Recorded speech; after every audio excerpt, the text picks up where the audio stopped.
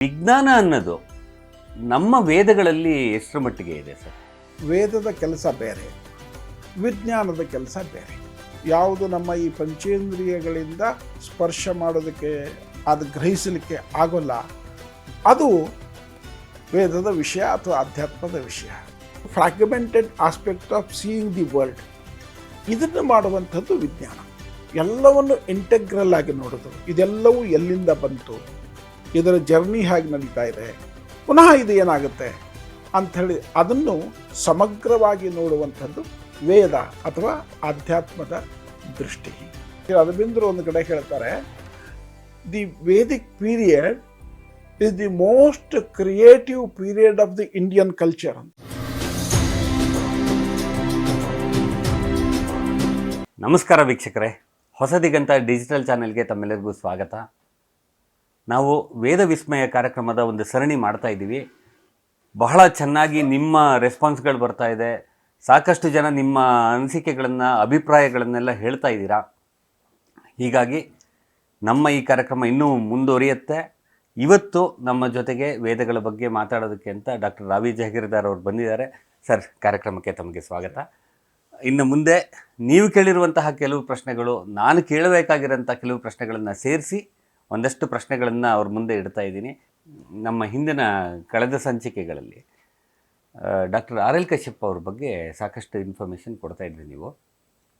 ಅವರು ವಿಜ್ಞಾನಿಗಳು, ಇದ್ದಕ್ಕಿದ್ದ ಹಾಗೆ ಅವರು ಆಧ್ಯಾತ್ಮದ ಕಡೆಗೆ ಬಂದರು ಅಂತ, ಒಂದು ವಿಜ್ಞಾನ ಅನ್ನೋದೇ ಒಂದು ಆಧ್ಯಾತ್ಮ ಅಂತಲೂ ಹೇಳ್ತಾರೆ.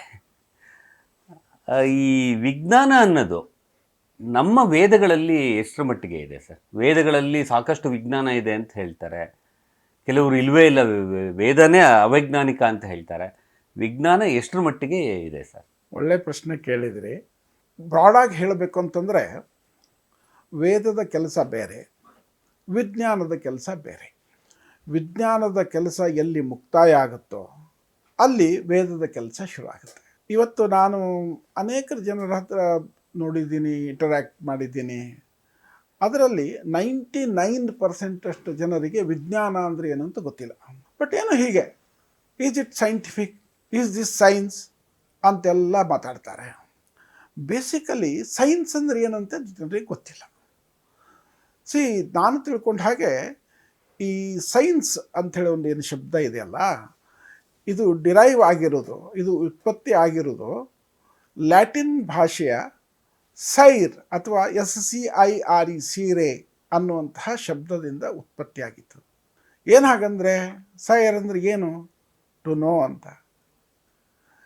ವೇದ ಕೂಡ ಉತ್ಪತ್ತಿಯಾಗಿದ್ದು ವಿದ್ ಧಾತುವಿನಿಂದ. ವಿದ್ ಅಂದರೆ ಟು ನೋ ಅಂತ. ಸೈರ್ ಅಂತಂದ್ರು ಟು ನೋ, ವಿದ್ ಅಂದರು ಟು ನೋ.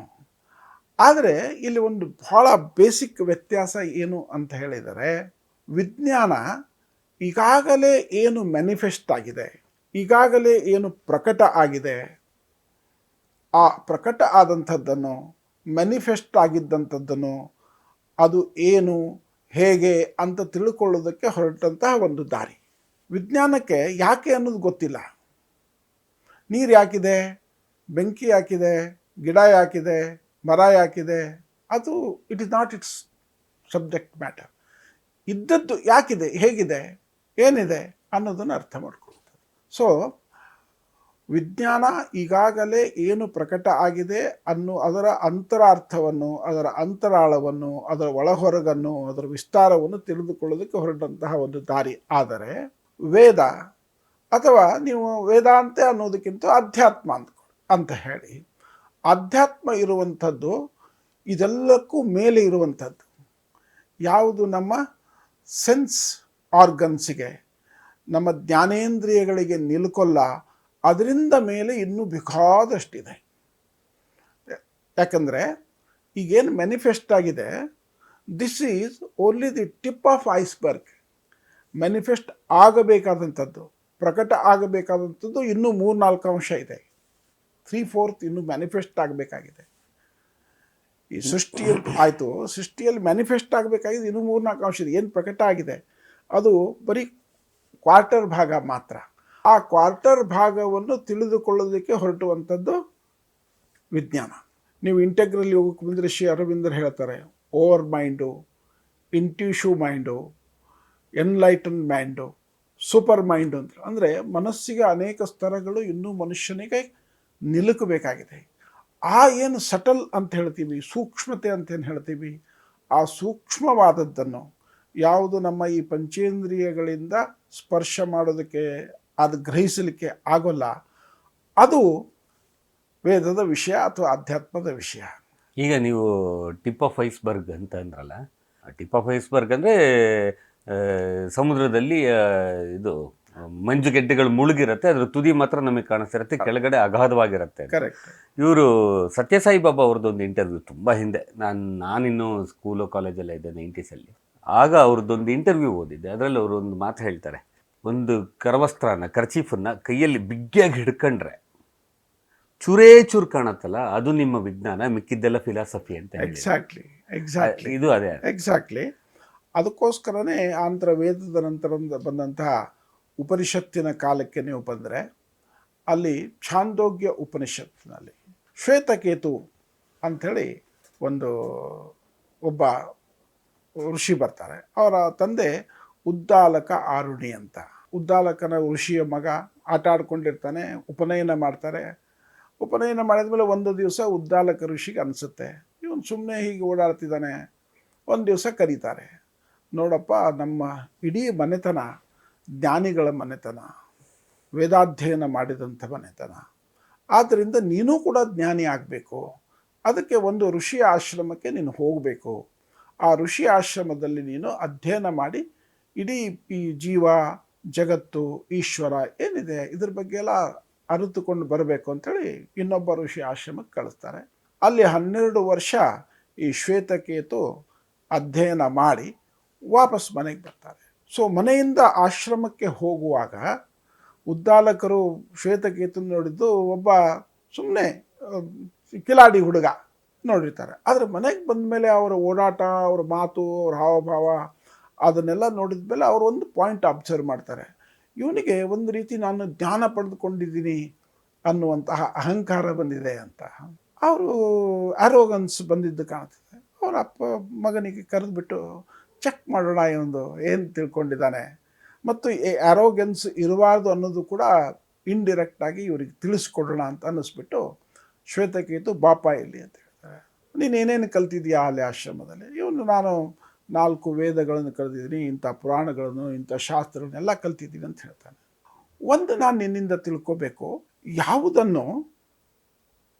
ಯಾವುದರ ಬಗ್ಗೆ ವಿಚಾರ ಮಾಡಿದರೆ ಎಲ್ಲವೂ ಗೊತ್ತಾಗುತ್ತೆ, ಯಾವುದರ ಬಗ್ಗೆ ಕೇಳಿದರೆ ಎಲ್ಲವನ್ನೂ ಕೇಳಿದಂತಾಗುತ್ತೆ, ಯಾವುದೊಂದನ್ನು ನಾನು ನೋಡಿದರೆ ಎಲ್ಲವನ್ನು ನೋಡಿದಂತಾಗುತ್ತೆ ಅಂಥ ವಸ್ತು ಯಾವುದು ಅಂತ ಪ್ರಶ್ನೆ ಕೇಳ್ತಾನೆ.